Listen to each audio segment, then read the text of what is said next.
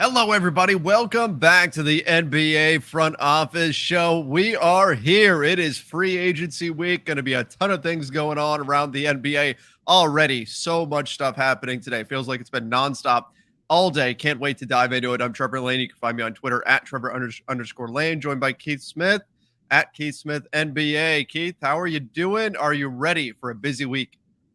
I am, man. I'm hoping for maximum chaos as per usual. For you special today. It's an Orlando City soccer hat, Thank you. but it's the only purple and yellow thing I own. So I wore that today because I think we're gonna get in some Lakers conversation probably a little A little bit. They bit. might be in the news, so yeah, we'll get into that. But yeah, I do have a question though. Huh? I threw out I think I first threw it out during the draft show and then during our draft recap show Mm-hmm. this weekend, did you carve out time to watch Doctor Strange? I did. I watched Oh it. yeah, my I, guy came through. I What'd can. you I think? I thought it was goodish. It wasn't Goodish? Yeah, great. that's probably It fair. wasn't bad. The musical note fight was a little Amazing. bit. It was to me. I went, okay, maybe it's a little bit much. Like it was a cool Oh, I idea, loved it. but I was like, these guys have all the powers in the universe, and they're throwing musical notes at each That was other. my favorite Really? Like part. that's okay. So you like that? You like that part? But my wife hated it. Like hated Really? it, hated it, hated it. I think part of it was she's not up to date on all the TV show Sure. stuff, and so Yeah, she I was could see like, I that. don't really understand most of what's going on and all that kind of. She just wasn't her type of movie. But and I think the horror elements, she hates horror movies, so that too just kind of was the I could icing see on that the too. nail in the coffin, I should say, for her enjoyment of that movie. But I liked it. But I'll tell you what I liked when I went and watched. I went back and watched New Rock Stars, Eric Voss, his breakdown. It was 45 minutes, but I set aside the time. I watched the whole thing, breaking down the movie. And then I liked it more once I had watched that. Like it increased my appreciation for all the Yeah, little things they put in, all yeah. the little elements that maybe I didn't catch the first time through. So I like it more now than right after I watched it. I didn't hate it right after I watched it. I just thought it was a solid Marvel movie. But now I'm like, okay, that was pretty good, you know? Yeah, I'm with you too. It's like middle of the pack Marvel movies Yeah. for me, but that still means, in my opinion, it's very good. The one thing, and I promise we'll get to basketball in just a second. I read a thing that was really interesting. They thought, I guess, there was a draft at one point of putting in a alternate timeline multiverse Wasp, and Oh. they were gonna have Wanda just go and like crush her, like in her Uh hands, like she was yeah, crushing a bug.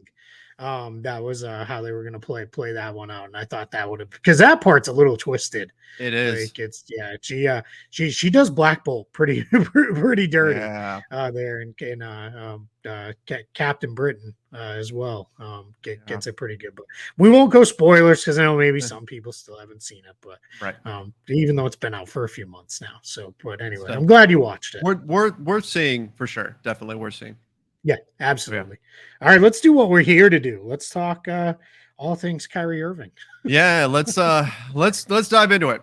Kyrie to the Lakers. Is this happening? So multiple people, whether it's Woj, Mark Stein, whoever, Jake Fisher, it's now a lot of different people saying essentially that Kyrie is trying to get to the Lakers. This is just kind of big picture topics right now. The Lakers would like to do a trade package around Russell Westbrook because, of course, that's all they've really got. The Nets don't want that because, of course, why would you put Russ with Ben Simmons? That doesn't make any sense. And so the Nets are saying, no, we don't want to trade you, Kyrie. Kyrie's saying, well, you better trade me because otherwise I might just do it. I might just take $6 million taxpayer mid level and go join the Lakers. That's pretty much where we're at right now with the entire situation. And now we're just waiting to see kind of who blinks first. Does Kyrie really sign for $6 million? Does something happen here with the Nets? Do they work on a trade? Does he wind up just staying with Brooklyn? That's kind of what's on the table at the moment. Yeah, I think I said this on Twitter. The idea of a player giving up $30 million in one Yeah, single season is unprecedented. ludicrous. But if anybody's going to do it, I think it might be Kyrie Irving. I think when you factor in, he gave up half his salary last year. He's repeatedly has said all the way back to the bubble, even before then, a couple times said it's not really always about the money. Yep. It's maybe it isn't. I mean, credit where credit is due, even as circuitous as the route to get there may be. He has given up money in the past and basically said, I don't really care. So if you told me, all right, there's what if every roster spot is filled, there's 510 players in the NBA, you have to pick one that would throw away $30 million. It's I would Kyrie. instantly pick Kyrie Irving. It wouldn't even Mhm. be close. And so I'm not going to take that off the table. Anybody else, I would be like, you're Bradley Beal, It's not happening. right? Right. Never going to happen. And the unfortunate thing is for guys like you and me who love this stuff and love to get in the roster stuff, if that happens, that's just going to do a million of, well, Kyrie did it. Why not Yep. player X, Y, and Right. Z and all those things? So, and that's just going to be a battle we'll have to fight for, a little while with, because Kyrie did it. Like, that's just what it is. But yeah, I am literally like flummoxed by this whole thing because it just like there's so many parts of my rational salary cap brain that this makes no sense. Like it doesn't, this is not how these things are set up to work. I imagine if he does this, the Players Association is going to be livid because they Mhm. don't want to set any kind of precedent for doing this Correct. type of thing, moving forward. And the Lakers are absolutely right to, hey, we'd rather do it as with Russ as part of a deal. So then we can, re-sign Kyrie to a bigger contract down the line. Again, reminder that would have to be Kyrie opts in and gets traded. Correct. Almost certainly. Would have to be the way that Which goes is down. it's weird. I've seen so many times. I feel like it's being substituted in, but even by top people like Woj, Yeah. they're putting in sign and trade. Yeah. That's the language they're using. Yeah. And I don't think that's I'm what they mean. confused. I'm Yeah. confused by that because I agree. I look at it and I think that can't really be what they Yeah. mean because that doesn't really work. Yep. Yeah, you're on it. You get it, right?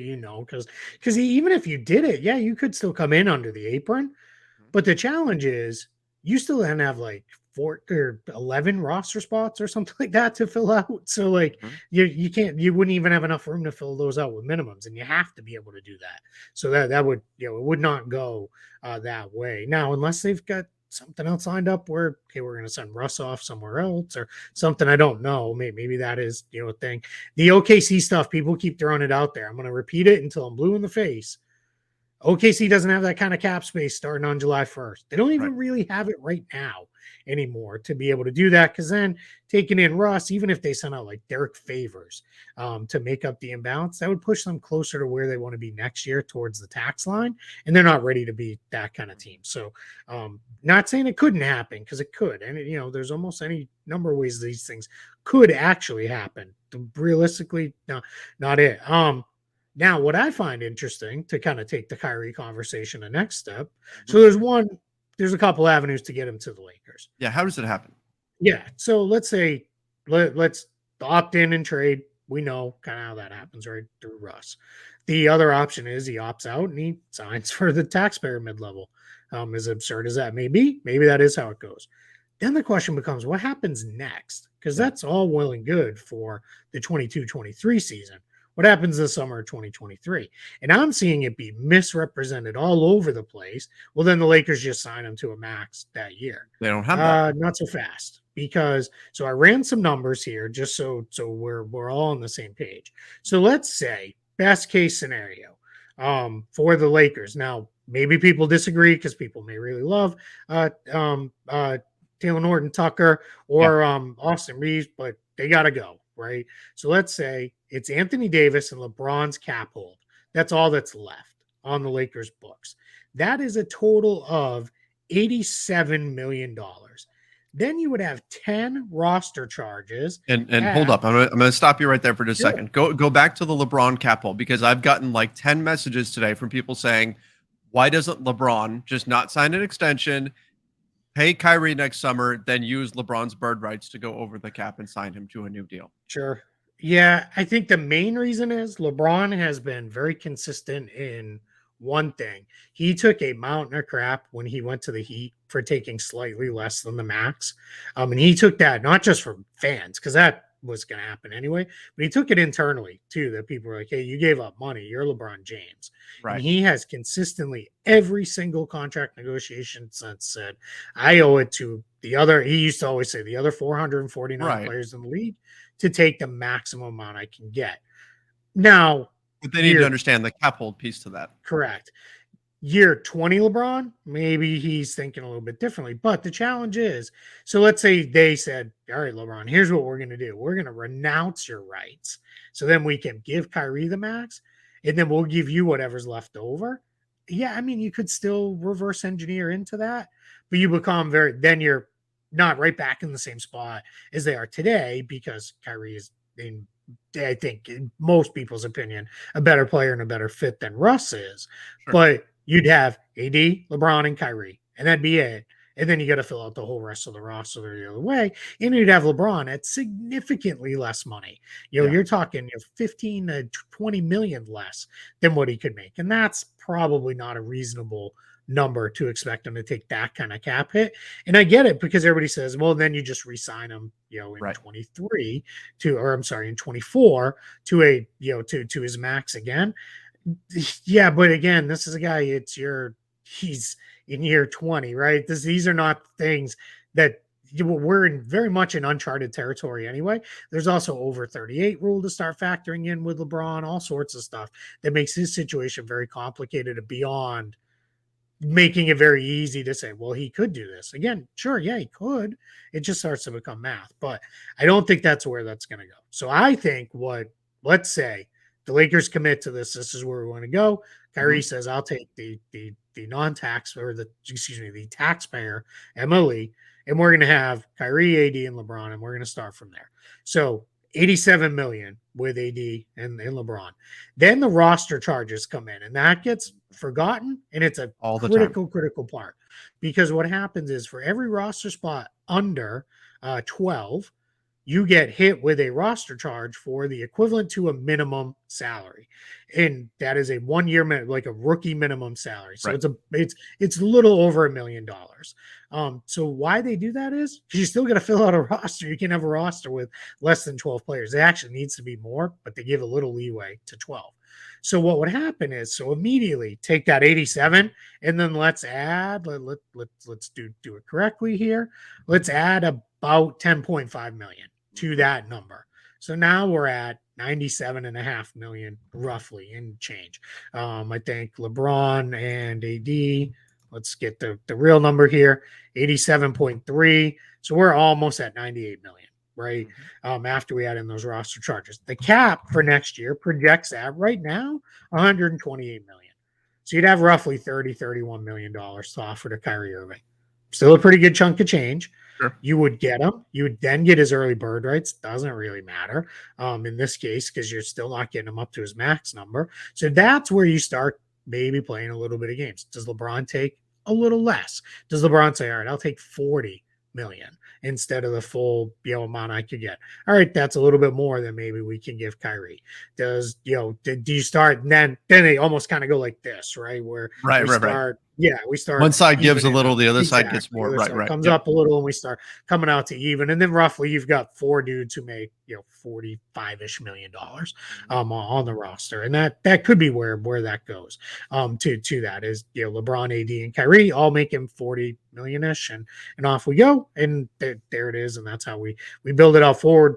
Kind of same situation they're facing now. Nothing changes. It'd be minimums. It'd be the taxpayer, because you don't have that much room probably to use the full non-taxpayer, but it would be close. So it's doable. And then in year 3, now you've got full bird rights on Kyrie after that. And then you could go into the full, all right, we've had him for 3 years. Now we have full bird rights. We could go full max. In 3 years, and I'm not trying to be snide, I promise. 3 years of projecting what Kyrie Irving might want to do 3 years from now is like me trying to tell you, who's, with certainty who's going to win every championship. I'm not a Biff, and I don't have the book from Back to the Future. Right. I think we're past those years anyway now, right? I think that was like 2020. Great Sports Almanac. Yeah, that's it, man. Perfect. And that reference now flies over the head of like half of our viewers right? at this point. It's scary. Makes us, that's weird, right? Because it makes us old off a reference that was in the future. Like that's, I don't know. I still want lace-up shoes like that. Oh, the hoverboard. Yep. So you've got plenty of experience with Kyrie. Right now, the Lakers are rumored to be the only team interested in making a move for Kyrie. Does that make sense given that the Nets have reason to not want to give Kyrie the contract? I mean, should Yeah. other teams be in the mix here, or do you think it's right that the Lakers are the only team interested in Kyrie right now? Because for the Lakers, it's not it's going from Russell Westbrook to Kyrie, and that's the equation is different for the Lakers than it is for most teams. Yeah, I think for the Lakers, this is not a. I mean, even if a Kyrie pulled and went missing for half a year, are you really any worse off?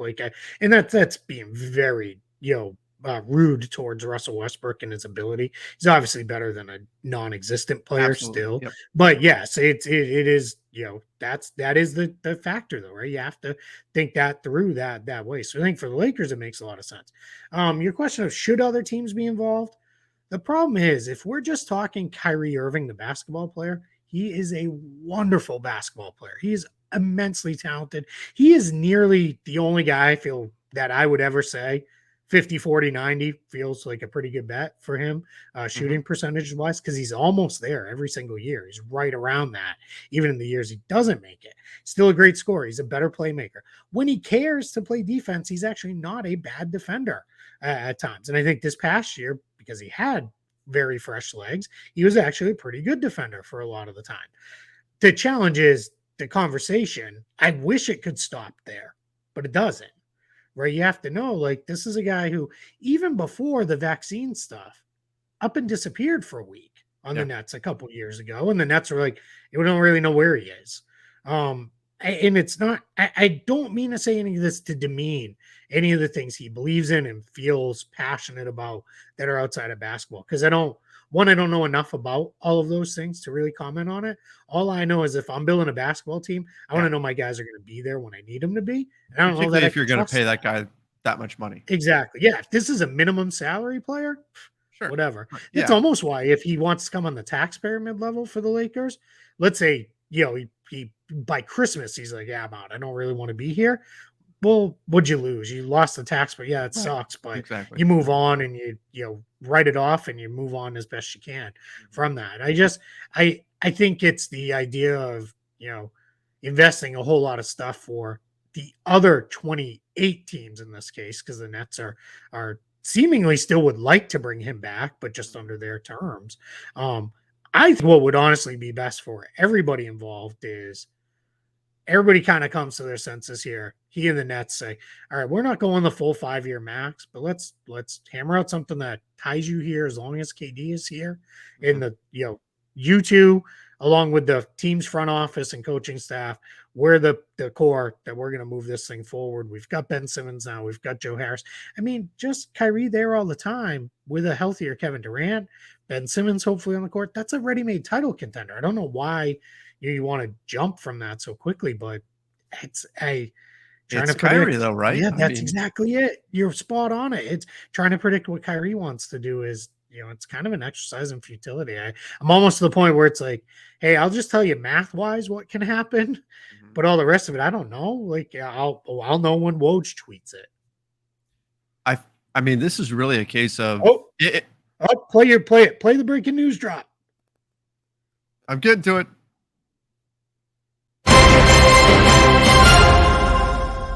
I've just been handed an urgent and horrifying news story. I haven't seen it. All right. What is it? Shams Charania, Brooklyn Nets star Kyrie Irving is opting into his $37 million player option for the 22-23 season. The Athletic and Stadium have learned. Irving is bypassing a multiple opt-in in trade scenarios to fulfill his 4-year commitment to the Nets and Kevin Durant. Kyrie, now this is from Shams, but a quote from Kyrie. Normal people keep the world going, but those who dare to be different lead us into tomorrow. I've made my decision to opt in. See you all in the fall. A11 even. I don't fully understand his thing, but there it is. Okay. So all of that. Go ahead and wipe out the first staying, 15 minutes of the show. He's staying in Brooklyn. Okay. All right. Yeah. So now we know that bypassing on multiple opt-in and trade scenarios to fulfill his 4-year commitment to the Nets and Kevin Durant. Okay. So there it is. So all right, Kyrie's so this is staying in Brooklyn. Here's what this says to me. Mhm. So let's now that we've got that's guys, we didn't plan this obviously because this literally did come in live. Right. Because just to timestamp it, it's 6:38 p.m. Eastern. And this we did just literally get this tweet while we're here. We didn't make you listen to 5 minutes of Marvel talk, 15 minutes of Kyrie talk, to then reverse it all. What this says to me is the idea of opting out and taking $6 million was never real. Yeah. So that's in good for everybody. That's not, you can't do that to your brothers in the league. Like, that's not okay. Like, even if you feel you operate on a different plane of existence, it's just not fair to the other 400 plus players on standard contracts in the league. It's just not. It doesn't work that way. Now, it also says to me, they don't want Russell Westbrook, and nobody else is interested in doing an opt-in and trade. Like, it's got to be, because why else would you say I'm opting in to stay here with the Nets? Right. Otherwise, that tells me that's where that's at. Right. Otherwise, you would say you're opting in and you're looking at options. And we'll continue to pursue options, blah, blah, blah. Your Right, standard right. language on that. Right. Yep. Okay. So and it seems like he told that. I'm guessing Shams got that direct from him, also with the quote part of it as well. So right. But so Kyrie stays. I mean, obviously, we never truly know what's going on with Kyrie and his situation. That could change by tomorrow. But as of this moment, looks like he is going to stick around with the Nets and Kevin Durant. And I do wonder how big of a factor the rest of the league was in this, in terms of would he really take that mid-level exception? If he did, how much heat would be on him from the Players Association, from other players around the league? Because then that turns and puts pressure on them. Yeah. I have a feeling that we're getting in this situation, I have a feeling we're getting this might have been a LeBron conversation with him, because by all reporting they have been conversing throughout all of this. This might have been LeBron saying, hey, you can't do the opt-out. And it's just LeBron, again, I said it earlier, he's very conscious of that. Like, and has been very clear, like, we can't give the owners excuses to pay us less. And that every single owner would be saying, hey, Kyrie did it, take a little less. Maybe you could take a little less. Maybe you. And that's just not, that's not how it should work. And that isn't how it works. So yeah, that's well, we don't have to talk about this one for a little while longer. That's right. It's probably till tomorrow when the whole situation changes, because it's cloudy on Tuesday morning in Brooklyn. You just never know. You just never know. Yeah. Now, I mean, our next topic here was Kevin Durant. Obviously, that's not going to happen. Now now he's staying. I'm looking on Twitter right now, and Suns fans are not pleased. Yeah, right. Because they suddenly, like, did you see the odds changed, putting DeAndre Ayton in Brooklyn? I did see that. Which, I mean, I don't want to break all this down because it's not happening, but it wasn't going to be a whole thing. Right. Yeah. Here's the best tweet on the whole thing from Sam Vicini, draft expert for The Athletic. Yeah. The benefit of living in Australia, sleeping through all the Kyrie Irving stuff today, and then waking up to learn he has just decided to opt in. I love it. That is great. That's the way to do it. So what multiple scenarios were there? Opt-in and trade. What are multiple scenarios? We heard there was one. Yeah. That part I'm gonna call baloney on. I try to keep it family friendly here on the show, but I mean, yeah, I'm sure there were. I mean, would the Rockets have done John Wall? Yeah, maybe, but right. I mean, like, realistic ones where he also would have gone. Yeah, I don't think there were multiple that actually existed. I don't think so either. Okay, so Kevin Durant stays, Kyrie Irving stays, and we find out what Kevin Durant, Kyrie Irving, Ben Simmons together looks like next year. So that's back on track now. Yep. Yeah, and honestly, they should be very, very good, right? Those three guys, and my guess is Patty Mills probably opts in. And 6 years less, Patty Mills is like, I'm out of this circus. I'm going to take my what is this? This is going to be year 14 for Patty Mills. So unless he's like, I'm 34, this is year 14, I'm out of here. But Seth Curry, a healthy Joe Harris, fill out their depth with some veteran guys on the back end, like, use the taxpayer. That's a pretty good team. Yeah. Yep. All right. Well, let's move on. Yeah. The Hawks getting Dejounte Murray without John Collins. That's the rumor that's out there. Yeah. The Spurs, are we tanking? What's going on here? Yeah, I kind of understand the whole idea of getting the 3 first-round picks. Obviously, Gallinari, they would do much like what the 76ers did with Danny Green. They'd plus up his guarantee amount to whatever it needs to be to match salary. And then the Spurs would presumably waive the rest of it and move on from that. I guess it leaves me feeling a little cold if I'm the Spurs. This is one of the only positions where they don't have like another young guy ready to step right in. Don't have like another real point guard on the roster. Trey Jones is there, but he's not ready for that at all. And they'd have a crap ton of cap space, so go get somebody, I guess. Maybe they sign Trey's brother Tyus and they move it on that way. I don't know. But yeah, my guess is they're looking at it as, all right, hey, we're gonna have to pay this guy max in a couple years on an extension. If we don't really want to do that, let's go a different direction and let's go get a whole bunch of picks. Let's get that Drew Holiday package and go. It's hard, right? Because every time we look at these, we're like, well, how good will those picks really be? Right. And sometimes we're wrong on them. Sometimes they are. You're really good. Right now, it doesn't look like the Bucks picks are going to be very good. I didn't think the Lakers pick would be very good this year, but things happen, right?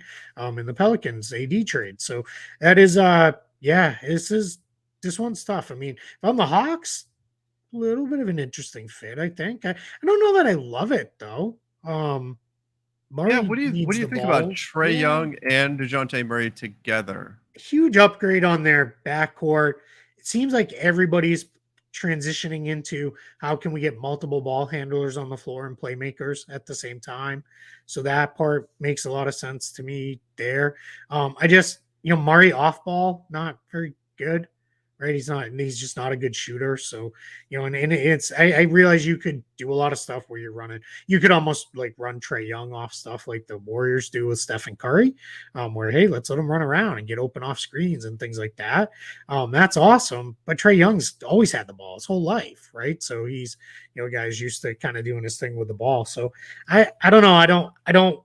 I don't hate this. I just have to see how it all played out and what the package would be. And then if you're the Hawks, then my guess is then Kevin Huerter, maybe John Collins isn't in this deal, but he's in another one, because that's just, you'd be massively expensive. And they're clearly not going to pay that much money for a team that they'd be very good, but I don't know if that'd launch them into title contention. Yeah, I agree. I don't know if it would either, but it depends on what moves are coming after that. I mean, I think the Hawks make multiple moves this summer. I don't think it's going to be just one. I mean, John Collins obviously would be a big one, but if you're getting Dejounte Murray, what can they do from there to add pieces to that? The future picks, like if I'm the Hawks and I feel pretty confident that those are going to be late picks, that we're going to be good, I'm okay with it. I mean, Dejounte Murray is really, really good. It's just a matter of figuring out how to make the fit work. Yeah, absolutely. Hey, we're going to keep getting Kyrie stuff. Yeah. Obviously. Woj just tweeted, without the ability to find a sign and trade deal, Kyrie Irving plans to exercise his $36 million, sources confirm. So, which is what we've been saying about it can't be a sign and trade. It would have to be an opt-in and trade. Yeah. So unless it was, maybe he was going to be signed and traded to Orlando. That would be absolutely hilarious, but I don't think that's how it was going to go. So right. The Hawks. So yeah, you're right. I think this would be move one of probably multiple that come. And off we go. Mm-hmm. All right. Well, next up, I'm still seeing all this stuff popping up here. Right. Something that did happen. Steve Clifford, the new head coach of the Hornets, not Mike D'Antoni, the once and future coach of the Hornets. What do we think about Steve Clifford landing back in Charlotte? Yeah, I like Steve Clifford quite a bit. Got to know him well when he was here, and now Kyrie's tweeting stuff, and I don't even understand. It's funny. I just came in just before your tweet, which was good. The reset button, I like it. I don't know. I can't. I spent too much time parsing Kyrie stuff. 2 years of it. I don't want to do it anymore. All right. Steve Clifford. Got to know him here in Orlando when he was the head coach of the Magic. I think he's a really good coach. This says to me though, the Hornets, this whole idea of, well, maybe we'll let Miles Bridges walk and we'll pivot maybe a little bit. Nope, I don't think that's coming at all. I think they're gonna do what they can to win. He's not a coach that you bring in to develop. It's a coach, hey, we want to push through to the other side. It is hilarious that it was Steve Clifford, James Borrego, and not Steve Clifford again. That's kind of funny. Like that you quickly went back to the same guy. But yeah, I think he's a really good coach. They'll defend for sure. Offense, we'll see. On that, but more kind of bigger picture. This says to me they're gonna really be in on trying to be a good team this coming year and trying to finally break through and out of the play-in and into the actual playoffs. Mm-hmm. Yeah, and we'll see. Hopefully he can get the best out of them, but it's weird that they're going back to the previous, but in any event. Yep. It's weird too that they re-interviewed Mike D'Antoni, and then I don't know. I wonder if D'Antoni was like, if we're going down this route, I need $2 million more a year or something. Right. Yeah. I don't know. D'Antoni's been around a long time. I know he's like roughly my dad's age, and I know my dad doesn't hesitate to be like, I took this meeting just to kind of tell you what I think of you. Maybe that's what Mike D'Antoni did too. I don't know.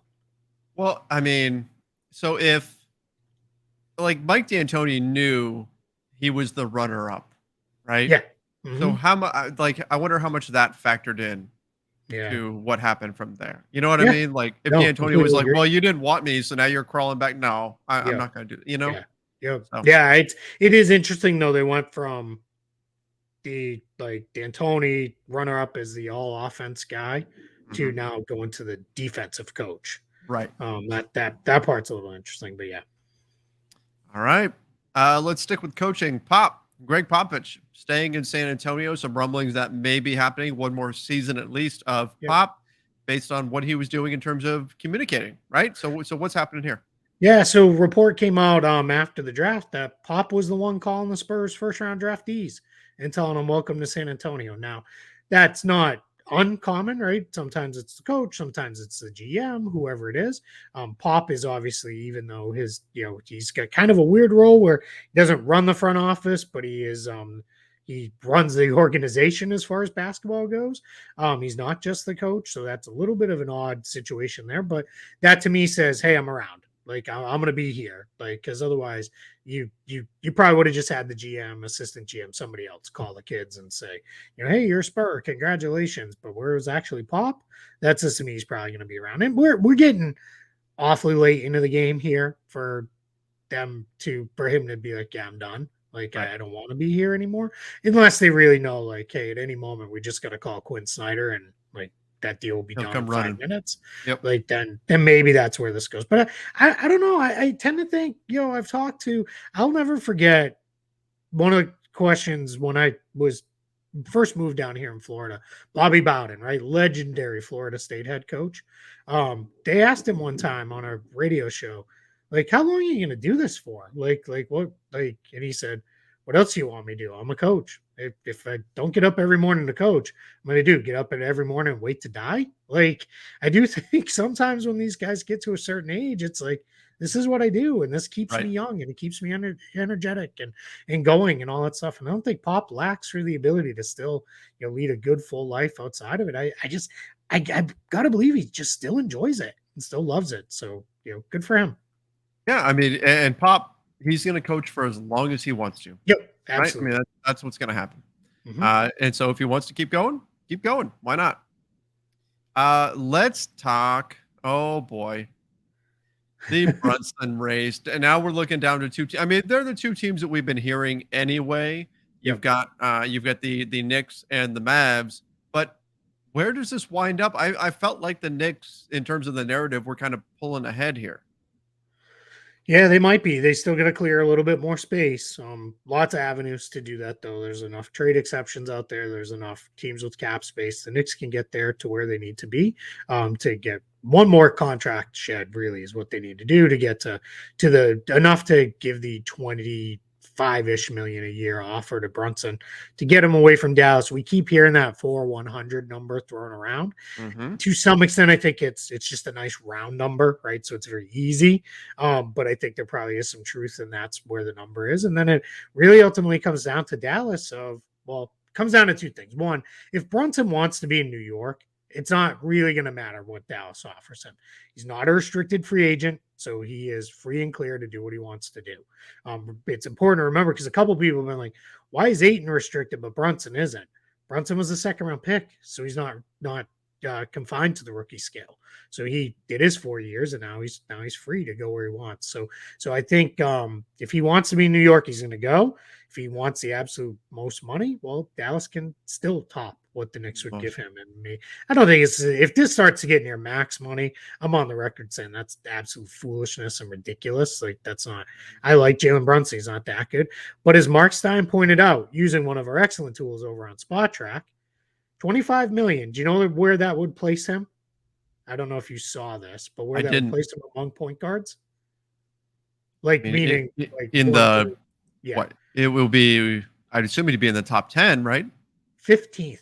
Really? And that's including, or not, rather, that's not including a couple guys like James Harden, who really nominally functions as his team's point guard. So yeah, somewhere in that 15 to 20 range, even if you add in a couple other guys. So, I mean, 25 million sounds like a ton because it's just shy of the max, but good point guards get paid. So how many guys should not be getting that money though? Because two are John Wall and Russell Westbrook. Yeah. Like, yeah, absolutely. But then on the flip side, right, you've got LaMelo Ball, Dejounte Murray, not getting that kind of money. So, I think that stuff always tends to balance out a little bit more. But yeah, I mean, but then the question comes is, do you think Jalen Brunson's a top 15-ish point guard? If you do, then give him the $25 million and move along. If you're a question of, he's probably more in the 20 to 30 range, I might start to rethink this a little bit. But, seems like it's down to Mavs and Knicks, Pacers and Pistons, per Mark Stein, and per just we're not hearing anything anymore. Not even being mentioned now. Yep. All right. Speaking of John Wall, maybe headed towards a buyout with the Rockets. Doesn't want to give up another year of his career. How much do you think he has to give back? $47 million under contract next year. How much does he have to give back to be a free 7 to 10 million? Yeah, would be my guess. Give back what he may reasonably think he could make. That's somewhere between the taxpayer and non-taxpayer amount. So, I would say 7 to 10 million. So the teams rumored to be interested include the Lakers, the Clippers, and the Heat. I feel like Miami makes a lot of sense for John Wall. He trains there, so that makes a lot of sense, right? Because of that. What are we thinking the market looks like for John Wall, who we haven't seen play basketball in over a year now? Yeah, I think. I mean, I'm not trying to cheap out on answering your question, but I think that's. I think you hit him on them, right? I think those are it. It's also too, he's an East Coast kid. He's not a kid. I shouldn't have put it that way. But he's an East Coast guy.